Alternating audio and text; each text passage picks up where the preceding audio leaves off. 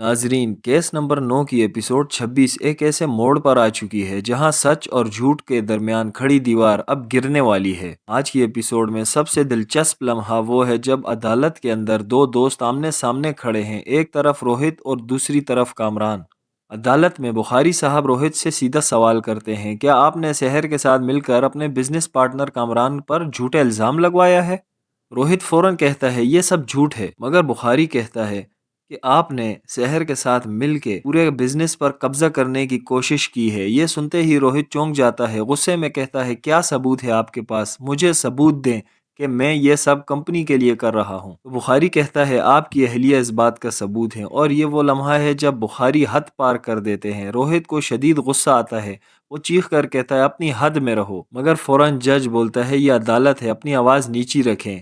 کامران پیچھے بیٹھا مسکرا رہا ہوتا ہے، یہ مسکراہٹ یا فتح کا اعلان ہے۔ دوسرے سین میں جب آفس میں روہت جاتا ہے تو کامران اس کے پیچھے آتا ہے۔ کامران روہت سے کہتا ہے میرے خلاف اسٹیٹمنٹ کیوں دی تم نے؟ روہت تلخی سے جواب دیتا ہے اب کیا تم بخاری صاحب کے گھٹیا سوالات کے پیچھے چھپو گے؟ میں نے کبھی نہیں سوچا تھا کہ تم اتنا گر سکو گے۔ دوسری طرف کامران کی بیوی سچ کے بہت قریب پہنچ چکی ہے۔ کمپیوٹرز کی فائل کھنگالتے کھنگالتے وہ اس فولڈر تک پہنچ جاتی ہے جہاں اس رات کی فوٹیج محفوظ ہے، اور یہی فوٹیج آنے والی ایپیسوڈ میں پورا کھیل پلٹ سکتی ہے۔ اب سوال یہ ہے ناظرین، کیا روہت واقعی مجرم ہے یا اصل سازش کار ابھی پردے کے پیچھے ہے؟ کیونکہ دیکھنے سے تو یہی لگ رہا ہے کہ اب آہستہ آہستہ روہت پھنستا جا رہا ہے۔ ناظرین، کیس نمبر 9 کی ایپیسوڈ 26 ایک ایسے موڑ پر آ چکی ہے جہاں سچ اور جھوٹ کے درمیان کھڑی دیوار اب گرنے والی ہے۔ آج کی ایپیسوڈ میں سب سے دلچسپ لمحہ وہ ہے جب عدالت کے اندر دو دوست آمنے سامنے کھڑے ہیں، ایک طرف روہت اور دوسری طرف کامران۔